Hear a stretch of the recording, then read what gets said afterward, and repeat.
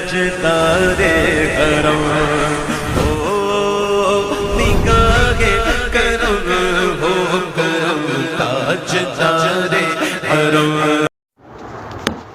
بسم اللہ الرحمن الرحیم۔ سورۃ الکہف 111 آیۃ بصری و10 آیات کوفی۔ سورہ کہف کی ابتدا آج سے ہو رہی ہے۔ فن تفسیر کے سلسلے میں میں نے آپ کو یہ بتایا تھا کہ اس فن کی ایک اہم یہ کتاب ہے، اور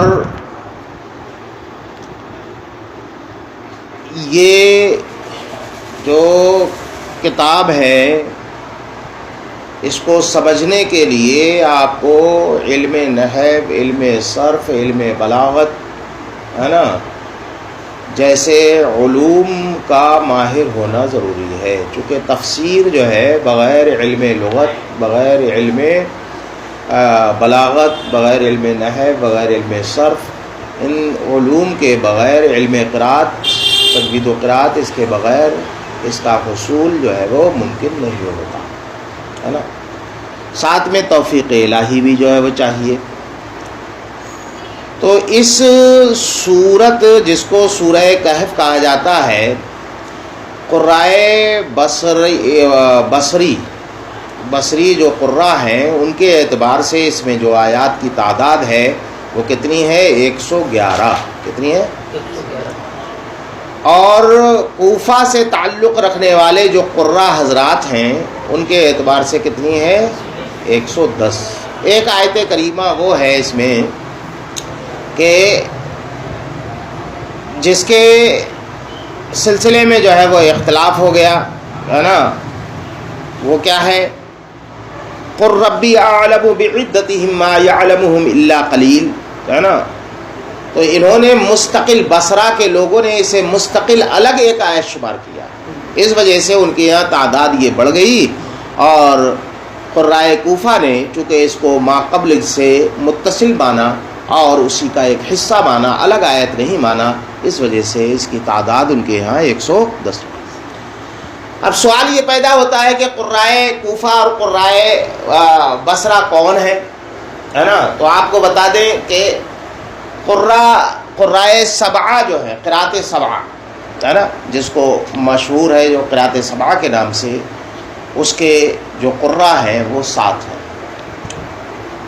2 کا تعلق حجاز مقدس سے ہے، عبداللہ ابن کثیر مکی، یہ مکہ کے قاری ہیں، مکہ کے حضرات ان کی قرات کی اتباع کرتے ہیں، اور نافع مدنی، یہ جو ہے وہ مدینہ طیبہ کے لوگ ان کی قرات کی اتباع کرتے ہیں، یہ مدینہ طیبہ سے متعلق ہے۔ ان دونوں کو حجازی کہا جاتا ہے، حجازی قراء ہے نا۔ اور ابن عامر شامی، ان کا تعلق شام سے ہے، یہ شام کے لوگ جو ہے وہ ان کی قرات کی اتباع کرتے ہیں، 3 قاری ہوئے۔ ابو عمرو بصری، ان کا تعلق بصرہ سے ہے، تو بصری ہے نا جو قاری ہیں وہ یہی ہیں، اور ان کے ان سے جو قرات کو روایت کرتے ہیں، جو راوی ہیں ان کے ہے نا، جیسے کہ امام عاصم کے جو ہے وہ راوی امام حفص ہیں جن کی ہم اتباع کرتے ہیں، احناف نے جن کی اتباع کی ہے، ایسے ہی ہر ایک کے شاگرد ہیں، تو ان سب کو بصری جو ہے وہ ہے نا، جو ابو عمرو بصری کے جو ہے وہ راوی ہیں، ان کی قرات کو چاہے وہ کہیں کے رہنے والے ہوں، ان کی قرات کو ہے نا بصری قراء کی قرات کہا جاتا ہے نا۔ تو ابو عمرو بصری کتنے ہو گئے؟ 4 ہو گئے۔ 3 قراء وہ ہیں جن کا تعلق کوفہ سے ہے، ایک تو حمزہ کوفی، دوسرے جو ہے وہ علی کسائی کوفی، اور تیسرے ہیں امام عاصم کوفی۔ امام عاصم سے روایت کرتے ہیں امام حفص، امام حفص والی ہے نا قرات بروایت حفص سے، ہم لوگ کہتے ہیں کہ نہیں بروایت حفص، تو وہ جو ہے وہ امام عاصم کی ہے۔ تو 3 کا تعلق کوفہ سے، ایک کا تعلق بصرہ سے، ایک کا تعلق شام سے، ایک کا تعلق مدینہ سے، ایک کا تعلق مکہ سے۔ یہ 7 قراء ہے، ان کا نام جو ہے وہ یاد رکھنا، چونکہ آگے چل کر کے جو بحثیں آئیں گی وہ ہے نا مستقل طور پر جو ہے وہ یہ آئیں گی کہ جو ہے وہ انہوں فلاں نے یہ کہا، فلاں نے یہ کہا، بصری نے یہ کہا، کوفی نے یہ کہا، بصرہ کے قراء نے یہ کہا، کوفہ کے قراء نے یہ کہا، شامی نے یہ کہا، حجازی نے یہ کہا، تو سمجھنا چاہیے کہ کون ہے، کون مراد ہے، آگے چل کر کے یہ چیزیں آئیں گی۔ بہرحال یہ تو بات ہو گئی اس سورت کی آیات کی کہ کتنی آیتیں۔ اب اس کا شان نزول کیا ہے سورہ کہف کا؟ تو شان نزول حضرت عبداللہ ابن عباس رضی اللہ تعالیٰ عنہ کی روایت کے مطابق ہے نا، جو مکہ کے ہے نا بڑے بڑے گرو گھنٹال تھے مشرکین کے، ہے نا، ابو معید اور جو ہے وہ ہے نا نضر بن حارث اور عقبہ بن ابی معید، اس طریقے کے جو لوگ تھے، انہوں نے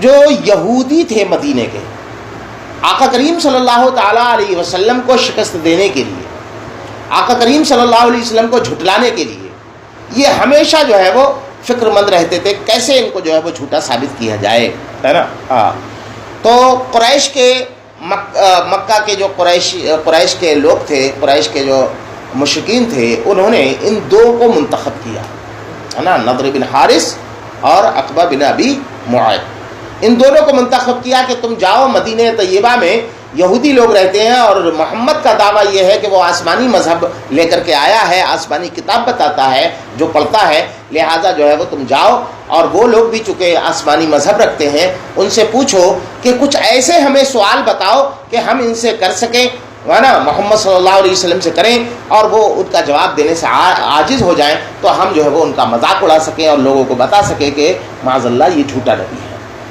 یہ لوگ جو ہے وہ احبار یہود کے پاس آئے، یہود کے جو گرو گھنٹال لوگ تھے ان کے پاس آئے، ان سے کہا کہ ہمیں بتاؤ کچھ ایسے سوال۔ تو انہوں نے 3 سوال دیے۔ پہلا سوال یہ کہ تم جا کر کے اس سے پوچھو کہ روح کی حقیقت کیا ہے نا، یسألونک عن الروح۔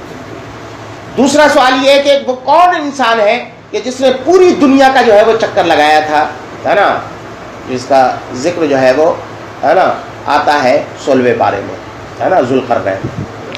تیسرا یہ اصحاب کہف کون لوگ تھے، ان کی تفصیل کیا ہے؟ انہوں نے کہا کہ اگر یہ تینوں سوالوں کے وہ جواب دے دیتے ہیں تو سمجھ لینا کہ وہ نبی ہیں اور وہ آسمانی مذہب رکھتے ہیں اور آسمانی کتاب ہے ان کے پاس۔ اگر یہ سوال نہ ان کے جواب نہ دے سکیں تو سمجھ لینا کہ وہ جھوٹ بول رہے ہیں اور وہ نبی حقیقت میں نہیں ہیں۔ یہ لوگ بڑی خوشی کے ساتھ ڈھینگے ہانکتے ہوئے، ہے نا، آئے، بغلے بجاتے ہوئے آئے اور کہا کہ بہت اہم ہتھیار لے کر کے آئے ہیں، چلو محمد کے پاس چلتے ہیں۔ سارے لوگ آئے اور کہا کہ ہمارے 3 سوال ہیں، وہ 3 سوال دہرائے۔ اللہ کے نبی صلی اللہ تعالیٰ علیہ وسلم نے ارشاد فرمایا کہ انشاءاللہ، وہ انشاءاللہ نہیں کہا بلکہ مطلقاً کہہ دیا کہ کل میں ان کا جواب دوں گا۔ چونکہ اب یہیں پر ایک چیز سننا چاہیے کہ دیوبندی اسی چیز کو لے کر کے اڑ جاتے ہیں، وہ لے اڑتے ہیں اور کہنے لگتے ہیں کہ اگر وہ غیب کا علم ہوتا تو کیوں نہیں بتایا انہوں نے، کیوں انتظار کرایا انہیں، فوراً بتا دیتے۔ تمہارا دعویٰ یہ ہے کہ اللہ کے نبی صلی اللہ علیہ وسلم کو سب کچھ معلوم ہے، تو ان عقل کے اندھوں سے کہو کہ ہمارا یہ دعویٰ کہاں ہے کہ جو ہے وہ اللہ کے نبی صلی اللہ علیہ وسلم کو ابتداءً ہی سارا علم دے دیا گیا تھا۔ پہلی بات تو یہ ہے کہ ہم ذاتی علم کا دعویٰ ہی نہیں کرتے، علم عطائی ہے، اور علم عطائی وہ بھی تدریجاً ہے کہ جیسے جیسے نزول وحی جو ہے وہ چلتا رہا علم کا حصول ہوتا رہا۔ ہاں، الیوم اکملت لکم دینکم واتممت علیکم نعمتی، اس آیت کریمہ کے بعد اس کی جو ہے وہ تکمیل ہو گئی، ہے نا۔ تو تدریجی علم ہے، یہ ہمارے دعوے کے منافی نہیں ہے کہ اللہ کے رسول کو پتہ نہیں تھا۔ ہم بھی کہتے ہیں ہاں ٹھیک ہے نہیں پتہ تھا، اس لیے کہ ہم تو یہ کہتے ہیں کہ اللہ کی عطا سے ہے، اس وقت اللہ نے عطا ہی نہیں کیا تھا، اور حقیقت بھی یہی تھی۔ اللہ کے رسول نے اسی لیے کہا تھا کل بتاؤں گا کہ وحی آئے گی اور میں بتا دوں گا، لیکن یہاں پر استثناء کرنا بھول گئے۔ اللہ کے رسول نے استثناء نہیں کیا، انشاءاللہ جو ہے وہ نہیں کہا۔ تو 15 دن تک وحی کا سلسلہ منقطع ہو گیا اور حضرت جبریل نہیں آئے، اور ادھر کفار مکہ، مشرکین مکہ مذاق اڑانے لگے۔ اللہ کے نبی صلی اللہ علیہ وسلم کو بہت دلی صدمہ پہنچا اور یہ بات بہت شاک جو ہے وہ گزری۔ ظاہر سی بات ہے کہ مقابلہ جب کسی سے ہو اور کوئی جو ہے وہ دعویٰ کر دے کہ میں تمہیں اس کا جواب ضرور دوں گا اور نہ دے سکے تو کھلی اڑتی ہے، تو کتنی تکلیف ہوتی ہے۔ ایسے ہی اللہ کے نبی صلی اللہ تعالیٰ علیہ وسلم بہت صدمے سے دو چار تھے، تو حضرت جبریل آئے اور جو ہے وہ ہے نا وہ اسی میں آگے آئے گی لا یقولن اللہ، ہے نا، وہ آگے آیت کریمہ آئے گی. تو اسی میں ولا تقولن لشیء انی فاعل ذلک غدا الا ان یشاء اللہ، تو وہ تبھی جو ہے وہ نزول ہوا اس کا. حضرت جبریل آئے اور کہا آپ نے ایسا نہیں کیا. یہ تعلیم امت کے لیے تھا، تعلیم کے لیے تھا کہ ایسا جو ہے وہ کہنا چاہیے. بہرحال یہ ایک الگ مسئلہ ہے، وہ وہیں پر اس کی پوری بحث آئے گی. تو اللہ کے نبی صلی اللہ تعالیٰ علیہ وسلم کے پاس حضرت جبریل وہی لے کر کے آئے. یسألونک عن الروح، پہلے سوال کا جواب ہو گیا، اور ذوالقرنین کے لیے وہ پوری جو ہے وہ تفصیل آ گئی، اور اس کے بعد اصحاب کہف کی پوری تفصیل کے لیے یہ سورہ کہف نازل ہوئی. تو یہ ہے اس کا پورا کا پورا جو ہے وہ قصہ اور سبب نزول. سمجھ میں آ گیا؟ چلو اب دیکھو، الحمدللہ الذی انزل علی عبدہ، تمام تعریفیں اس اللہ کے لیے جس نے اپنے بندے پر اتارا، اپنے بندے پر، علی عبدہ. حضرت امام نصفی رضی اللہ تعالیٰ عنہ نے عبد کی تفسیر کرتے ہوئے فرمایا محمد صلی اللہ علیہ وسلم، اپنے بندے یعنی محمد صلی اللہ علیہ وسلم پر اتارا، ہے نا. تو اب سب سے بنیادی سوال یہ ہے کہ حضرت امام نصفی رضی اللہ تعالیٰ عنہ نے عبد کی تفسیر محمد سے کیوں کی؟ کون سا ایسا قرینہ ان کے پاس تھا جس سے انہوں نے ایک مطلق کو خاص کر دیا، ایک جو ہے وہ عام کو خاص بنا دیا، مطلق کو مقید کر دیا، اور عبد سے، ہے نا، عبد کو متعین کر دیا نبی صلی اللہ تعالیٰ علیہ وسلم کے لیے. عبد تو کوئی ہو سکتا ہے، عبد تو اللہ کے ہر بندے کو جو ہے وہ کہہ سکتے ہیں، تو کیوں ایسا کیا؟ تو اس کا جواب بیٹا، عہد اور معہود کا آپ نے جو ہے وہ قاعدہ پڑھا ہوگا، ہے نا. تو اضافت جو ہے وہ کس کا فائدہ دیتی ہے بیٹا؟ عہد کا. کس کا فائدہ دیتی ہے؟ عہد کے لیے بھی آتی ہے، تخصیص کے لیے آتی ہے. یعنی جیسے الف لام برائے عہد ہوتا ہے، اسی طریقے سے اضافت بھی جو ہے وہ عہد کے لیے ہوتی ہے، اور معہود اس کا جو ہے وہ ذہنی ہوتا ہے. اور یہاں پر معہود کو جو ہے وہ متعین کیا کہ یہ اضافت جو ہے وہ عہد کے لیے ہے، اور اس سے مراد نبی اکرم صلی اللہ تعالیٰ علیہ وسلم ہے. لہٰذا حضرت امام نصفی رضی اللہ تعالیٰ عنہ نے اس کو جو ہے وہ خاص کیا نبی اکرم صلی اللہ تعالیٰ علیہ وسلم کے لیے. اور اس تخصیص کی وجہ یہ ہے کہ عبد اگرچہ جو ہے وہ مطلق ہے، اور مطلق جب بولا جاتا ہے تو اس سے اس کا فرد کامل جو ہے وہ مراد ہوتا ہے، اور ان عبد کے فرد کامل ہمارے نبی صلی اللہ تعالیٰ علیہ وسلم ہیں، اس لیے کہ وہ سید العالمین ہیں، سید الکائنات ہیں، سید الابرار ہیں، سید الانبیاء ہیں، ہے نا. اس لیے ایک دوسرے اعتبار سے بھی اس کی تخصیص یوں بھی کر سکتے ہیں کہ چونکہ نزول کتاب جو ہوتا ہے وہ عام لوگوں کے لیے نہیں ہوتا، تو عام لوگ تو خارج ہو گئے، اب کیا رہ گئے؟ انبیاء رہ گئے، ہے نا. تو یہاں عبد سے، عبد میں تخصیص ہو گئی. پہلی تخصیص تو یہ ہوئی کہ یہاں پر عبد سے مراد عام عبد نہیں ہے، بلکہ وہ عبد مراد ہیں کہ جن کو اللہ رب العزت نے نبوت سے سرفراز کیا ہے. پھر ان میں بھی ایک تخصیص ہوئی. پہلی تخصیص یہ ہوئی. دوسری تخصیص اس اعتبار سے ہوئی کہ ان میں سے بھی، ان تمام انبیاء میں سے بھی ہر نبی نہیں، بلکہ وہی نبی جس کے اوپر اللہ رب العزت نے کتاب نازل فرمائی. دوسری تخصیص ہو گئی. کچھ افراد اور جو ہے وہ چھٹ گئے. اب جو ہے وہ چند رہ گئے کہ جو صاحب کتاب ہے. ان صاحب کتاب میں ہمارے نبی صلی اللہ علیہ وسلم بھی ہے، تو انہی کو امام نصفی نے متعین کیوں کیا؟ تو اس کی وجہ یہ ہے کہ ان تمام انبیاء میں سید الانبیاء ہمارے نبی صلی اللہ علیہ وسلم. سمجھے؟ ہاں.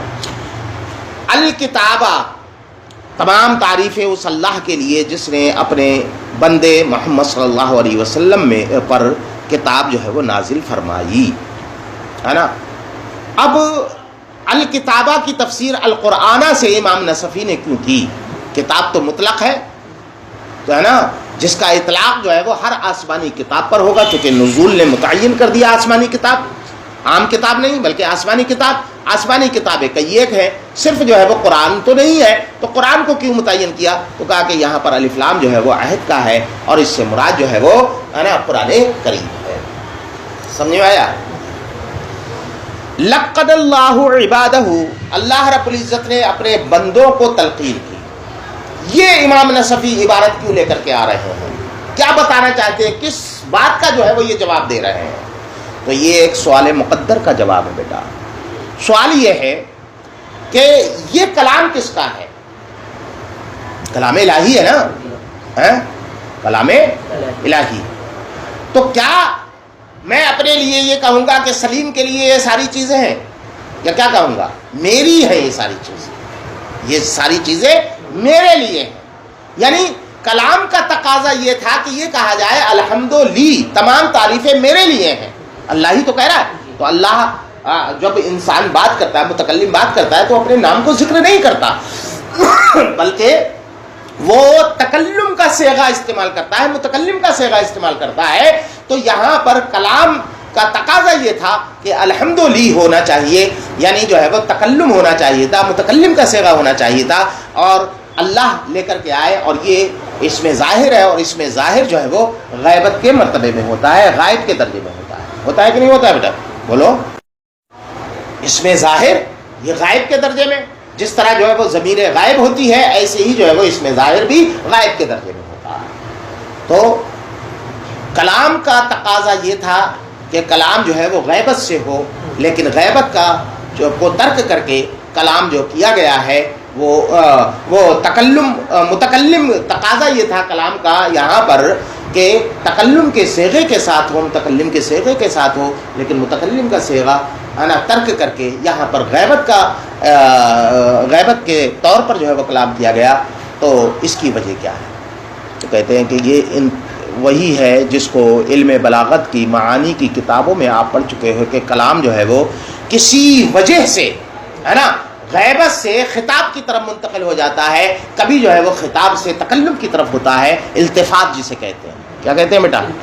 التفات پڑھا ہے کہ نہیں پڑھا؟ تو یہاں پر جو ہے وہ التفات ہے، اور یہ التفات کی اس کی وجہ یہ ہے کہ اللہ رب العزت اپنے بندوں کو تعلیم دے رہا ہے، تلقین کر رہا ہے کہ کس طرح تم معبود برحق کی تعریف کرو.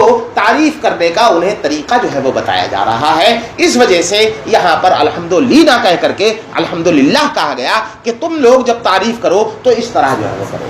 سمجھ میں آیا؟ تو یہاں پر اسی سوال مقدر کا جواب دیا گیا کہ الحمدللہ کے بجائے الحمدللہ کیوں کہا گیا. تو اس کا جواب ہے سوال مقدر ذہن میں رکھنا. یہاں جگہ جگہ ان کی تفسیر میں سوال مقدر کا یہ جواب ہوتے ہیں، سوال کا ذکر نہیں ہوتا، جواب ہوتا ہے. تو سمجھنا. لقد اللہ عبادہ، اللہ رب العزت نے اپنے بندوں کو تلقین فرمائی، وفقہہم، اور ان کو یہ تعلیم دی کہ کیف یثنون علیہ، کہ وہ کس طرح اللہ رب العزت کی حمد و ثنا کریں، ہے نا، ویحمدونہ علی اجزلہ، اور اس کی تعریف کیوں کس طرح جو ہے وہ کریں، اس کی تعریف و توصیف، اس کی حمد و ثنا کس طرح جو ہے وہ کریں، کس طریقے سے کریں، اس کی تعلیم دی گئی ہے اس میں، اور اس کا طریقہ جو ہے وہ بتایا گیا. اب ظاہر سی بات ہے آگے جو آ رہی ہے عبارت، وہ بھی ایک سوال کا جواب ہے. تعریف و توصیف، حمد و ثنا، شکر، یہ کسی نعمت کے بدلے میں ہوتا ہے، اور وہ بھی بڑی نعمت کے بدلے میں، ہے نا. شکر جو واجب پڑا ہے ضابطہ، تو وہ کون سی ایسی نعمت ہے کہ جس کی بنیاد پر شکر اور حمد و ثنا کرنے کا طریقہ سکھایا جا رہا ہے؟ تو کہا کہ نعمتیں تو بہت ہیں، ان میں سے سب سے بڑی جو نعمت ہے وہ دین کی نعمت ہے، مذہب اسلام کی جو ہے وہ نعمت ہے، جس سے ہمیں اللہ رب العزت نے سرفراز کیا. پھر اس دینی نعمتوں میں سے بھی سب سے عظیم جو نعمت ہے وہ اللہ رب العزت کی وہ کتاب ہے جو ہمارے نبی صلی اللہ تعالیٰ علیہ وسلم پر جو ہے وہ اتاری گئی. اس وجہ سے اللہ رب العزت نے یہ طریقہ تلقین فرمایا کہ تمام نعمتوں پر اس کا شکر ادا کرنا چاہیے، تمام نعمتوں کی بنیاد پر اس کی حمد و ثنا کرنا چاہیے، لیکن خاص طور پر اس انداز میں تعریف کرنے کا طریقہ اس لیے بتایا گیا کہ ان نعمتوں میں سے سب سے بڑی کتاب جو ہے وہ کتاب ہے، لہذا کتاب کا ذکر کر کے تم اللہ کی حمد و ثنا کرو، ہے نا. تو سکا الا اجزل نعمائہ علیہم، کہ ان پر بندوں پر اللہ رب العزت کی جو سب سے بڑی نعمت ہے، اجزل سب سے بڑی نعمت ہے، وہی نعمت الاسلام، وہ نعمت اسلام ہے. اور دوسری سب سے بڑی نعمت کیا ہے؟ وما انزل علی محمد، اسی پر عطف ہے اجزل پر، اور وہ کتاب ہے جس کا نزول ہمارے نبی صلی اللہ تعالیٰ علیہ وسلم پر ہوا، الذی ہوا سبب نجاتہم، جو ان کی نجات کا سبب ہے. یعنی نعمتیں تو بہت ہیں، خاص طور پر عبد اور کتاب کے ذریعے سے تعریف کرنے کی تعلیم کیوں دی گئی؟ تو اس کی وجہ بتائی کہ اس کی وجہ یہ ہے کہ ان نعمتوں میں سے سب سے بڑی نعمت نعمت اسلام ہے، اور ان نعمت اسلام میں سے بھی سب سے بڑی جو نعمت ہے وہ کتاب الہی ہے کہ جس کا نزول ہمارے نبی صلی اللہ علیہ وسلم پر ہوا۔ سب سے بڑی کیوں ہے؟ اس لیے کہ ہوا سبب و نجاتہم، یہ ان کی نجات کا سبب ہے۔ سمجھ میں آ گیا؟ تو اب پتہ یہ چلا کہ تمام تعریفیں اس اللہ کے لیے ہیں جس نے اپنے بدلے محمد صلی اللہ علیہ وسلم پر اپنی کتاب یعنی قرآن کریم جو ہے وہ کو نازل فرمایا۔ اور یہ تعریف ہم اس لیے کریں گے کہ چونکہ ہمارے اوپر جو اللہ کی نعمتیں ہیں، نعمتوں کی بارش ہوئی ہے، ان میں سے سب سے عظیم جو نعمت ہے وہ ہمارے نبی صلی اللہ علیہ وسلم کا وجود مسعود ہے، جنہوں نے ہمیں دین کی راہ دکھائی ہے نا، دین کی راہ جو ہے دین کی بات سکھائی، اور ان میں سے بھی سب سے بڑی نعمت وہ قرآن کریم ہے۔ اس لیے قرآن کریم کے ذریعے سے اللہ کی جو ہے وہ اس کے ذکر کے ساتھ اللہ کی تعریف و توصیف کی گئی۔ اب اس کتاب کی پہلی صفت وَلَمْ يَجْعَلْ لَهُ عِوَجًا، اور اس میں کچھ بھی کجی نہ رکھی، کوئی کجی نہ رکھی، کوئی ٹیڑھا پن نہ رکھا، کجی نہ رکھی۔ یہ اس کی صفت ہے کتاب کی۔ عوج ایک ہے اور ایک ہے عوج، ہے نا۔ حقیقت کے اعتبار سے جو ٹیڑھا پن ہوتا ہے، ٹیڑھا پن کا مطلب یہ ہے نا ضد ہے کس کی؟ سوا کی۔ ایک چیز یکسار ہو، بالکل یکساں ہو، مسطح ہو، بالکل جو ہے وہ پلین ہو، ہے نا، اور اس میں اگر کوئی انحراف پایا جائے تو اس کو جو ہے وہ عوج کہتے ہیں کہ اس کے اندر جو ہے وہ عوج ہے۔ حقیقت میں جو کجی ہے وہ اعیان میں ہوتی ہے، محسوس اشیاء میں ہوتی ہے، جو وہ اپنا وجود حسی جو چیزیں رکھتی ہیں، ہے نا، اعیان والی ہیں، جرم والی ہیں، ان کے اندر جب ہے نا جو پلین سے ہٹ کر کے کچھ انحراف ہو، اوبڑ کھاوڑ ہو، تو اس کو جو ہے وہ کہتے ہیں کہ اس کے اندر ٹیڑھا پن ہے۔ جیسے کہ جو ہے وہ لکڑی میں یکساں نہ ہو، پلین نہ ہو، بالکل سیدھی نہ ہو، بلکہ تھوڑی سی منحرف ہو، اٹھی ہوئی ہو، تو کہا جاتا ہے کہ یہ لکڑی جو ہے وہ ٹیڑھی ہے، یہ چھڑی جو ہے وہ ٹیڑھی ہے، اس دیوار میں جو ہے وہ ٹیڑھا پن ہے۔ تو حقیقت میں جو کجی ہوتی ہے وہ اعیان میں ہوتی ہے، اور یہ جو ہے کہا جا رہا ہے کہ کتاب میں نہیں ہے، تو کتاب کس کا نام ہے بیٹا؟ معانی کے نام ہے۔ ان معانی کا تعلق جو ہے وہ اعیان سے نہیں ہے، محسوس اشیاء وجود حسی وہ اپنا نہیں رکھتی، تو پھر جو ہے وہ عوج اس میں کس پرکار کا ہوگا، کس طرح کا ہوگا، کیسے جو ہے وہ کہا جا سکتا ہے کہ اس کے اندر جو ہے وہ ٹیڑھا پن ہے؟ کیوں اس کی جو ہے وہ صفت لائی گئی ہے نا؟ تو کہا گیا کہ حقیقت میں کجی بلا شبہ اعیان میں ہی پائی جاتی ہے، محسوس اشیاء میں پائی جاتی ہے، یعنی جن کا ادراک ہے نا حواس سے ہو سکے، ہے نا، ان کو ہی کرنا۔ لیکن مجازن معانی پر بھی اس کا اطلاق ہوتا ہے۔ کس پر ہوتا ہے؟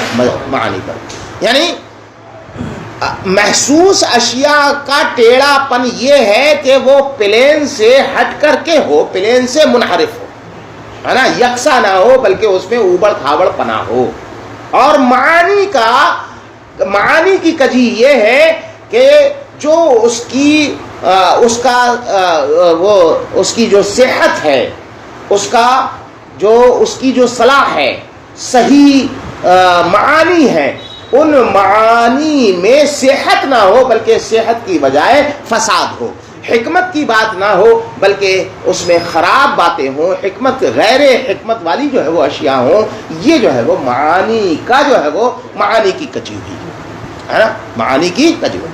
تو پتہ چلا کہ حقیقی اعتبار سے عوج جو پایا جاتا ہے وہ کس میں پایا جاتا ہے؟ اعیان میں۔ اور معانی میں عوج کا معانی پر جو اطلاق ہوتا ہے وہ کس اعتبار سے ہوتا ہے؟ مجازن۔ تو کہتے ہیں کہ کیا دونوں کہاں معانی کی کجی مراد ہے اور کہاں ہے نا اعیان کی کجی مراد ہے؟ کیا اس کے لیے کوئی تعیین ہو سکتی ہے؟ تو کہا ہاں، اسی وجہ سے کہ آیان میں بھی کجی پائی جاتی ہے، معانی میں بھی کجی پائی جاتی ہے، تو دونوں کے لیے لفظ کلمہ عوج میں تبدیلی کر دی گئی کہ عوج اور عوج دو طریقے سے پڑھا گیا. کیسے؟ عوج اور عوج. عوج اور عوج دونوں کا تعلق جو ہے وہ معانی سے ہے، لیکن آیان میں اگر کجی بیان کرنا مقصود ہو تو ایسی صورت میں صرف عوج لائیں گے، عوج نہیں لائیں گے. سمجھے؟ یعنی معانی کے لیے عوج اور عوج عام ہے، اور آیان کی کجی کو بیان کرنے کے لیے عوج ہے. تو اسی کا اے شیئا من العوج، یعنی کچھ بھی کجی نہیں. تو یہ شیئن کہاں سے نکال لیا علامہ نصفی نے؟ قرآن نے تو صرف یہ کہا ولم یجعل لہ عوجا. تو کہتے ہیں کہ اس وجہ سے کہ آپ نے ایک ضابطہ پڑھا ہے کہ نکرہ جب تحت نفی ہو، ہے نا، تو اس میں عموم ہوتا ہے. یہاں پر ولم یجعل کے تحت آیا ہے عوج، اور عوج جو ہے وہ نکرہ ہے. تو اس وجہ سے علامہ نصفی نے شیئا من العوج کہا عموم، کہ کچھ بھی کسی بھی پرکار کا کسی بھی طریقے کا اس میں عوج نہیں ہے، کسی طریقے کی اس میں کجی نہیں ہے. والعوج فی المعانی، کہتے کہ جو ہے وہ معانی میں جو عوج ہوتا ہے کل عوج فی العیان، آیان میں عوج کے مثل ہوتا ہے. یعنی آیان میں جو کجی ہوتی ہے ویسے معانی میں بھی جو ہے وہ کجی ہوتی ہے. یہ دوسری بات ہے کہ آیان میں جو کجی ہوتی ہے وہ حقیقت کے اعتبار سے ہے، معانی میں جو کجی کا اطلاق ہو رہا ہے وہ مجاز کے اعتبار سے ہے نا. یقال فی رائہ، کہتے ہیں کیا اس کی کوئی نظیر بھی ہے تمہارے پاس کہ معانی میں بھی جو ہے وہ عوج ہوتا ہے اور جو ہے وہ آیان میں آیان کے مثل ہوتا ہے؟ کوئی نظیر ہے؟ کہاں؟ اہل عرب بولتے ہیں رایہ فی رائہ عوج، اس کی رائے میں کجی ہے. تو رائے تو محسوس وجود حسی نہیں رکھتی، معنی میں سے ہے، اہل عرب بولتے ہیں. وفی عصاہ عوج، اہل عرب بولتے ہیں اس کے ڈنڈے میں، اس کی لاٹھی میں کجی ہے. تو دونوں طریقے سے بولا جاتا ہے. پتہ یہ چلا کہ جس طرح معانی پر کجی کا اطلاق ہوتا ہے، ایسے ہی جس طرح اعیان پر کجی کا اطلاق ہوتا ہے، اسی طرح جو ہے وہ معانی پر بھی کجی کا اطلاق ہوتا ہے.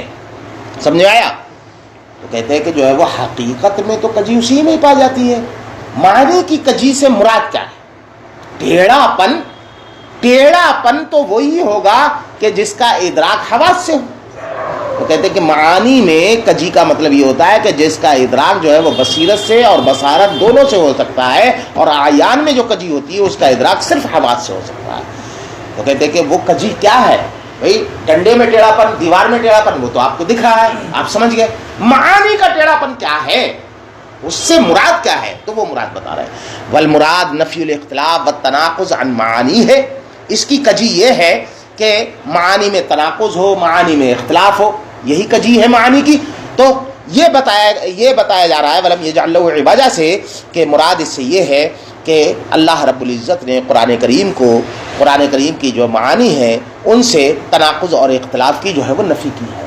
کہ ان معانی میں نہ تو تناقض ہے نہ اختلاف ہے، اور ساتھ ہی ساتھ جو ہے وہ ہے نا نفی پر ہی اس کا عطف ہے. وخروج شیء منہ من الحکمہ، اور اس میں کوئی بھی چیز جو ہے وہ حکمت سے خارج نہیں ہے نا، اس کی جو ہے وہ کی گئی ہے کہ اس کے خروج کی نفی کی گئی ہے کہ اس کے معانی میں سے کوئی بھی چیز حکمت سے خارج ہو، اس کی نفی کی گئی ہے. پتہ یہ چلا کہ معانی میں کجی کا نہ ہونا، اس سے مراد یہ ہوتا ہے کہ اس کے معانی میں نہ تو تناقض پایا جا رہا ہے نہ کسی طریقے کا اختلاف ہے، اور اس کے معانی میں سے کوئی بھی معنی حکمت سے خارج نہیں ہے. تو ولم یجعل لہ عوجا کا مطلب کیا ہوگا کہ اللہ رب العزت نے اس کے معانی میں نہ تو کوئی اختلاف رکھا ہے اور نہ ہی کوئی تناقض رکھا ہے، اور نہ ہی اس کے معانی جو ہے وہ حکمت سے خالی ہے بلکہ حکمت سے پر ہے. ولم یجعل لہ عوجا کا ترجمہ ہو گیا. اب اس طریقے سے ترجمہ ہوگا، ہے نا، اس میں کچھ بھی کجی نہ رکھی. یعنی مطلب کیا ہے کہ قرآن کریم تناقض سے پاک ہے، اختلاف سے پاک ہے، اور عدم حکمت سے پاک ہے. سمجھ میں آ گیا؟ اب دوسری صفت قیمن، اور یہ جو ہے وہ سیدھا ہے.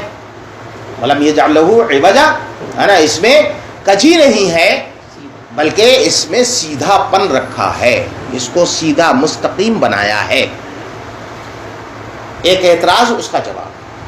اللہ رب العزت نے جب یہ فرما دیا کہ اس کے اندر کجی نہیں رکھی، تو کجی کا نہ ہونا، جب کجی کی نفی ہو گئی تو کجی کی نفی یہ اس کی استقامت کا ثبوت ہے کہ نہیں؟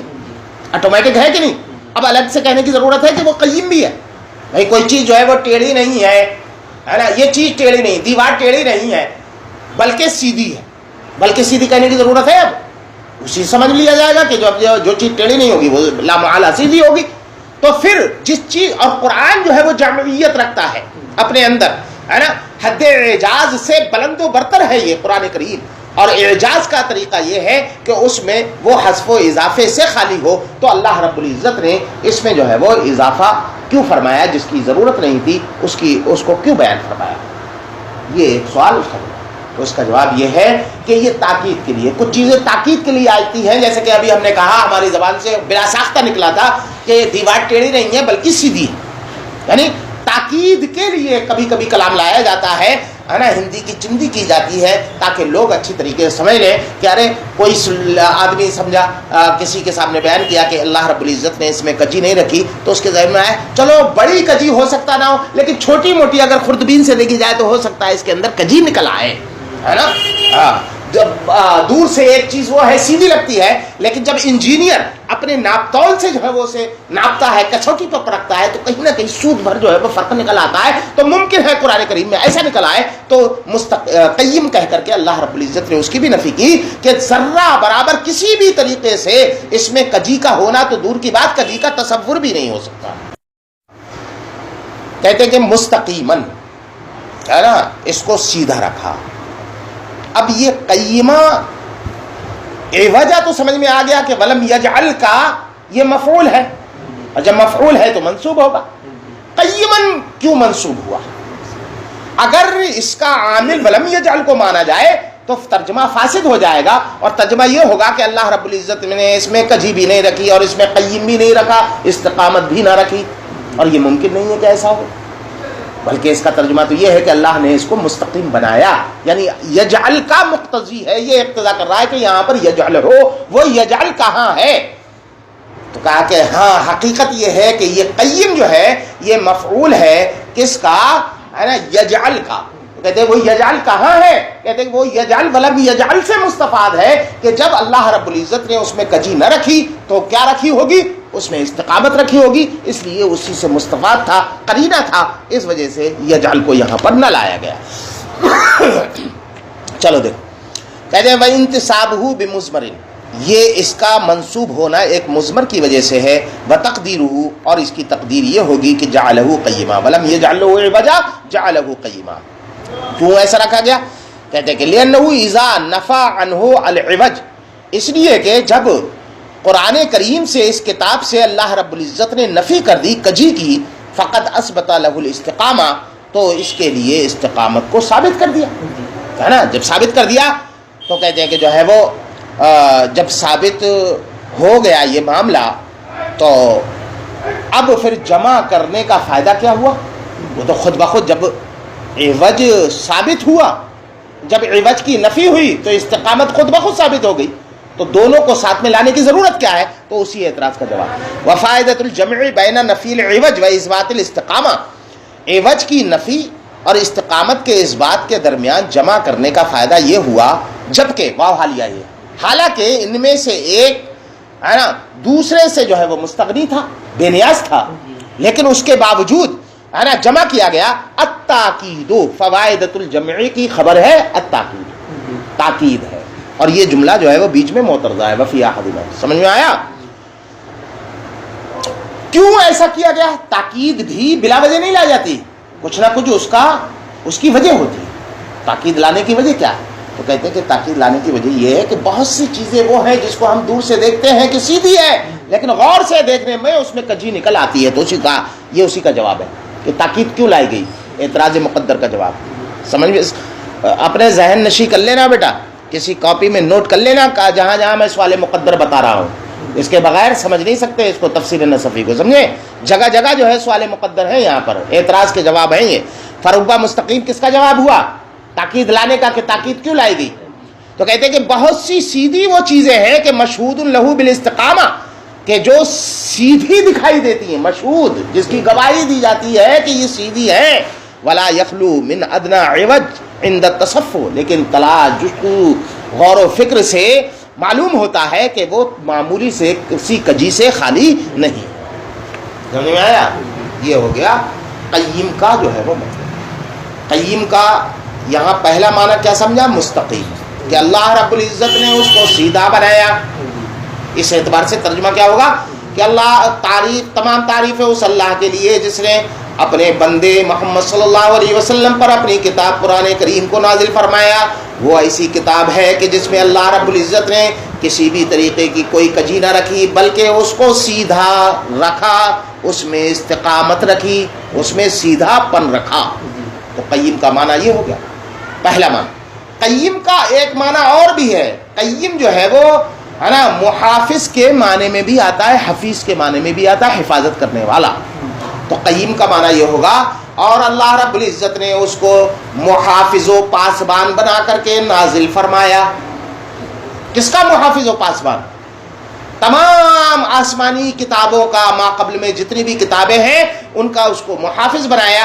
کہ قرآن کریم نے گواہی دی کہ وہ تمام کتابیں حق ہیں، اللہ رب العزت کی طرف سے نازل ہوئی تھی، ان کی تمام آیات حق ہیں، ہے نا. مصدق بنا کر کے بھیجا.